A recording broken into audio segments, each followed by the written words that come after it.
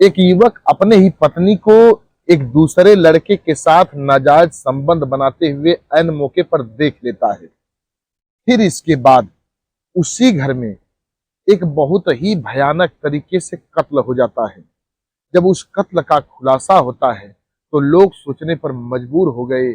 लोग अपना माथा पीटने लगते हैं कि आखिर ये सब कैसे हुआ। आइए पूरी कहानी समझते हैं। कहानी है कहाँ की और कत्ल किसका हुआ। नमस्कार, प्रणाम। हम अजीत यादव उर्फ शेरा भाई, हमारे इस चैनल में आप सबका बहुत बहुत स्वागत है।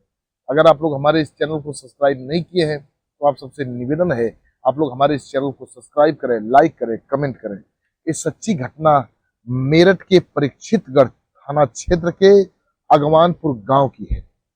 यहीं के रहने वाले राहुल जाटव की शादी 2016 में अंजलि जाटव से हो जाती है। अंजलि राहुल की दुल्हन बनकर के राहुल के घर में आती है। सब कुछ ठीक ठाक चल रहा था और परिवार बकायदा हंसी खुशी से अपना समय भी व्यतीत कर रहा था। धीरे धीरे कुछ ही दिन में राहुल और अंजलि के प्यार से एक बच्चा जन्म लेता है। फिर कुछ ही दिन बाद एक और बच्चा जन्म लेता है। कुछ ही दिन बाद एक और बच्चा जन्म लेता है। कुल मिलाकर के 3 बच्चे होते हैं। इधर जो राहुल की पत्नी थी बेहद खूबसूरत थी। जो कोई उसके खूबसूरती को देखता था उसके खूबसूरती का कायल हो जाता था। राहुल की शादी अरेंज मैरिज थी, लेकिन राहुल अपनी पत्नी से बेइंतहा प्यार करता था। अपनी पत्नी की तस्वीर जो कि अपने ही बेडरूम में दीवार पर हर जगह लगा चुका था, लगा करके और काफी खुश भी होता था। अपने सोशल मीडिया के प्रोफाइल पर अक्सर लिखता था कि जीवन संगिनी अगर खूबसूरत हो तो जिंदगी भी खूबसूरत हो जाती है। लेकिन उसे क्या पता था कि यही खूबसूरती उसका काल बन जाएगी। धीरे धीरे कुछ दिन व्यतीत होता है। इधर अंजलि सोशल मीडिया पर काफी एक्टिव होने लगती है। अंजलि वीडियो बनाने लगती है, रील्स बनाती, इंस्टाग्राम पर बनाती, फेसबुक पर बनाती और उसके रील्स में अक्सर उसका पति राहुल भी नजर आ जाया करता था। अब कमेंट वाल जब लोग देखते थे तो कमेंट करते थे कि भाभी आप बेहद खूबसूरत हो, आपके साथ जो भैया है ये आपके शोभा को फीका कर रहे हैं, ये आपकी खूबसूरती को खराब कर दे रहे हैं। अंजलि का मूड धीरे धीरे गड़बड़ाने लगता है। अंजलि सोचती है कि उसके वीडियो में उसका पति न आए, लेकिन राहुल बेइंतहा अपनी पत्नी से प्यार करता था, अक्सर उसके वीडियो में नजर आ ही जाता था। इधर राहुल के गांव का रहने वाला एक लड़का जिसका नाम अजय सिंह होता है। अजय एक दिन अंजलि से मिलता है और अंजलि से जब मिलता है तो अंजलि से कहता है कि भाभी जी, मैं अक्सर आपका वीडियो देखता हूँ, आप बेहद खूबसूरत लगती हैं, बेइंतहा खूबसूरत लगती हैं। लेकिन भाई साहब जब उस वीडियो में आ जाते हैं ना तो वह वीडियो बिल्कुल खराब हो जाता है। अब जब इतनी बात अंजलि सुनती है, वो भी अपने दिल की बात कहती है कि मैं क्या करूं, इनको काफी समझाने बुझाने की कोशिश करती हूँ, ये नहीं मानते हैं। धीरे धीरे दोनों एक दूसरे से बातचीत करने लगते हैं। दोनों एक दूसरे का नंबर आदान प्रदान कर लेते हैं। अब दोनों अक्सर फोन पर भी बात करने लगते हैं, क्योंकि अजय राहुल के गांव का ही रहने वाला था तो अक्सर अंजलि के घर आता जाता भी रहता था। धीरे धीरे दोनों की नजदीकियां काफी आगे बढ़ गई। दोनों की जो नजदीकियां थी वो प्यार में तब्दील हो जाती है। अब दोनों एक दूसरे से बेइंतहा प्यार करने लगते हैं। दोनों एक दूसरे से छुप छुप करके मिलने लगते हैं। इधर अब एक दिन की बात है, इस बात की भनक राहुल को लग जाती है। तो राहुल सोचता है कि जब तक मैं अपनी पत्नी को अपनी आंखों के सामने नहीं देख लूंगा तो दूसरों की बातों पर क्यों यकीन करूं। राहुल किसी की बात पर यकीन नहीं करता है, लेकिन एक दिन ऑन स्पॉट अपनी पत्नी को अजय के साथ नाजायज संबंध बनाते हुए देख लेता है। जब अपनी पत्नी को अजय के साथ देखता है तो उसका माथा खराब हो जाता है।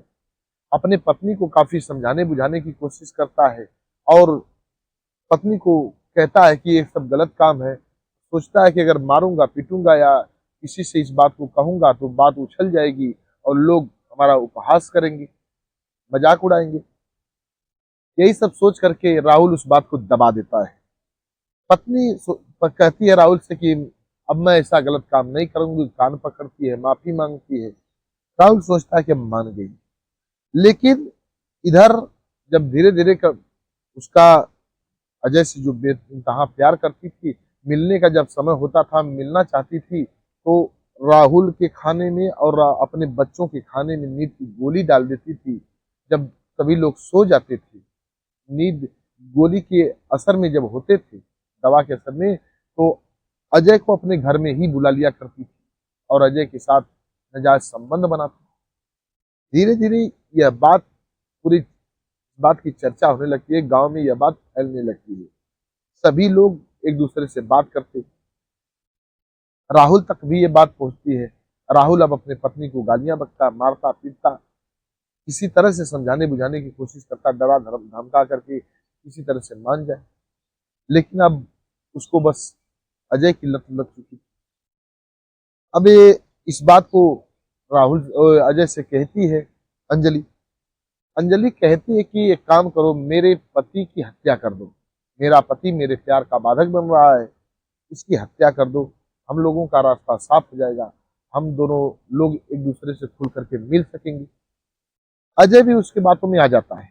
अजय 1 नवंबर 2025 शाम को राहुल को फोन लगाता है, फोन लगा करके गांव के पीछे बुलाता है और बुलाने के बाद एक नीम का पेड़ होता है, वहीं बुलाता है। बुलाने के बाद राहुल से कुछ बात करता है, राहुल भी थोड़ा तैश में आता है।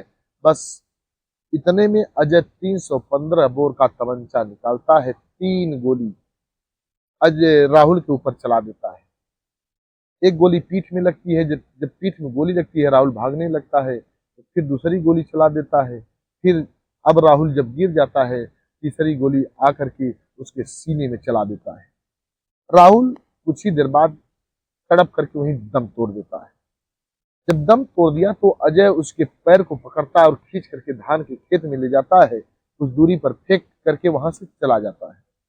इधर कुछ चरवाहों की नजर पड़ जाती है राहुल के डेड बॉडी पर।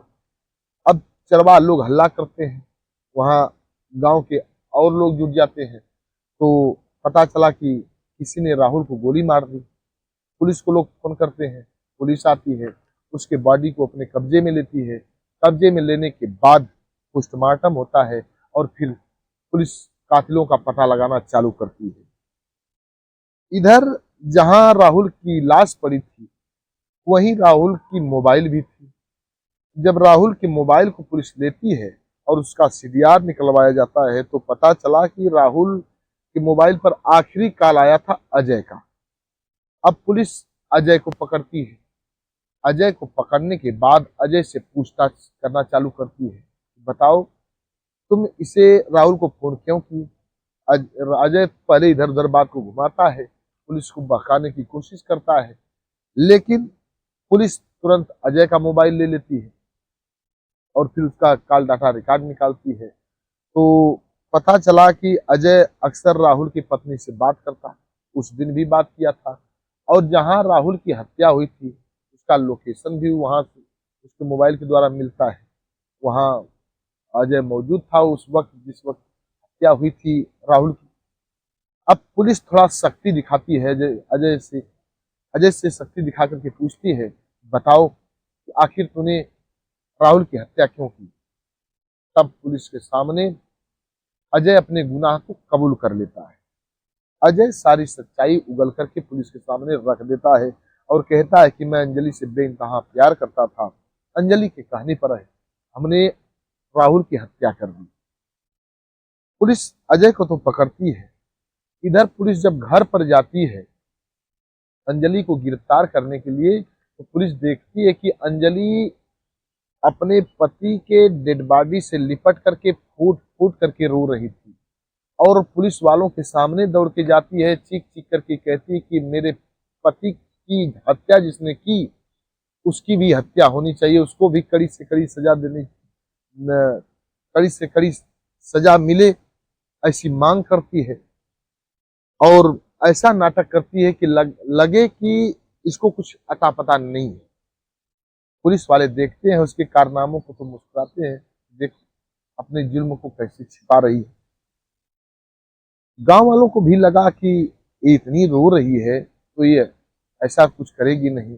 गांव वालों को भी शक नहीं होता है, घर वालों को भी शक नहीं होता है, लेकिन पुलिस सब कुछ पता लगा चुकी थी। अब पुलिस अंजलि को पकड़ती है, पकड़ने के बाद कहती है थाने चलो। गांव के लोग, घर के लोग परेशान थे कि पुलिस अंजलि को क्यों लेकर के जा रही है।